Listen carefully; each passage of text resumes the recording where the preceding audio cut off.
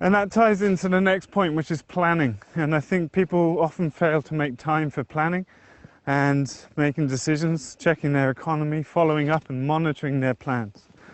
But really, that's also partly been a big hole in the permaculture world, is a lack of focus on business, often even a rejection of business or rejection of agriculture. And I feel like that's a big shortfall of the permaculture movement. I wanted to stop there because I 100% agree with him. I think I hear a lot of anti-capitalism sentiments, and I think that can that falls right in line with what he was saying. Like, capitalism is evil, so I don't even want to think about making money, or whatever the excuse is. Yeah, and I think that of all the things he's talking about, I mean, what he's trying to do is help people. He's trying to like paint a picture of what you need to do in order to be able to make this to work out. And and I'm to the point now where I'm really tired of trying to help people who ask these questions. And instead, what I want to say is like, when it's like, well, we shouldn't have capitalism, and it's like, okay, then fine, go. I'm those people that love to do capitalism will do it. Those that are not into it, don't do it, and we'll see who wins. Yeah. And I along the lines of some of this stuff is kind of like, I think it's totally legit. I mean, like, Gert hardly works at all. And most of Gert's light has no capitalism in it at all. But once in a while, she's got a bunch of extra apples or a bunch of extra zucchini, and she sells it or gives it away, her choice. And then this is a big part of her income every year. Mm-hmm. But it's kind of so lackadaisical, and it's not, like, oh, I'm going to try and get more money for it. But that's their angle too, is like, I think people can get more money for permaculture food and should be able to, but through marketing. Yeah, absolutely. That's fantastic. And I think Gert might have grandkids or kids that she wants to put through college, or other, I froze up. No, other things that I mean, there's all kinds of other things that money's good for, and you might want to have even if you don't need it. Okay, so Gert's a fiction that I made, and so I'm telling you, Gert has no kids. Okay. All right. And I mean, think about it. Like, you're going to have kids. That's a hell of a lot of fucking work. Mm-hmm. And that's going to consume an enormous portion of your life. And now a big portion of your life is made out of obligations to provide for the children, which it should be. And of course, obligation is poison. So the thing is I think it's totally fine if somebody wants to say, I'm against capitalism. And so, it's like, great, go do that over there. And then, of course, the whole thing about they don't have any business sense, which is the point that Richard's making right here, is it's like, yeah, there's a lot of people where it's like they want to have money, but they don't want to do the work. And I kind of feel like that's the people that are talking about, like, oh, capitalism sucks. Basically, I kind of get the impression that what they want is to have a lot of money, and they didn't have to do work. They didn't have to do training. They didn't have to do anything special. They just had, they don't even want to have good attendance. They just want the money to come to them, and then they can go and spend it on whatever they want. They want to have just as much money as the rich guys, but without whatever the rich guys went through to get it. Or they've dug themselves so much in debt that all their work is going towards that debt, and they're not seeing the benefits of it. True. Turned off. So, business sense, and it's tough. It's tough. How are we going to get this to work out? How are we going to do the math? How's the math going to come out positive? And a lot of people are like, I don't do math. It's like, mm-hmm. Well, that's a choice, and I think it's a dumb one. But mm-hmm. Hey, that's it's your call. So, well, hopefully you recognize your shortcoming there, and we'll find someone that can help you do it. Yeah, and I've heard a lot of people say that too. Like, I need to get somebody who can do this part of my life for me, but I don't have, and I need to get somebody who's going to carry me into great wealth, and during this whole thing, they're going to be my bitch, as No. opposed, you How about know, a partner? well, they might choose to go with that label if they can have all the money without doing any of the work. You know what? I would say 2/3 to 3/4 of the people who contact me with a great business deal, and they're going on about how they are business people and they're professionals.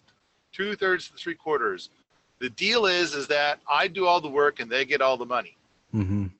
And so I kind of feel like, you know, getting into a partnership it can be a good thing. I mean, actually, let me change that slightly.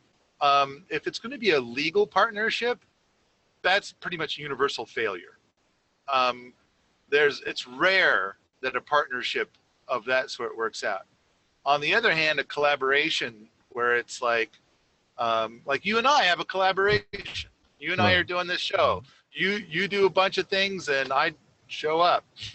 But if there's money to be made from this, you make the money. And I got to sit down and think for a moment, like what are my benefits here? I guess my Patreon supporters. But I've done that. I mean, my whole life is collaborations. Yeah, collaboration or a form of partner. I was thinking more of the legal sense, the partner. I think that's more like a marriage. Yeah, and marriages don't always last. Yeah. Yeah. It's gotta be someone that you are, that you would want to live with and be with forever, or for as long as you want the business to continue. I like setting up short collaborations. Yeah. Me too. You know, and it's like the example I keep coming back to is like when Bart did the editing for me on the first 4 DVD set. Then I gave him all the footage. He put together a Kickstarter video. We had a Kickstarter. It was very successful. We divvied up the money. He did the editing, and he did the printing, and he mailed it out. And I took all the video, and I managed the Kickstarter. And then when the transaction was done, we had all the videos, and everybody from the Kickstarter was rewarded. Then we both had unlimited distribution licenses to sell as many copies as we wanted. That's a good collaboration. And so then our obligations are all resolved. Mm-hmm. We're all done with obligations, and life goes back to being pure. And it's like, let's do that again. That worked well, so we did it again. So I'm going to interrupt us. We got a quick question from Michael.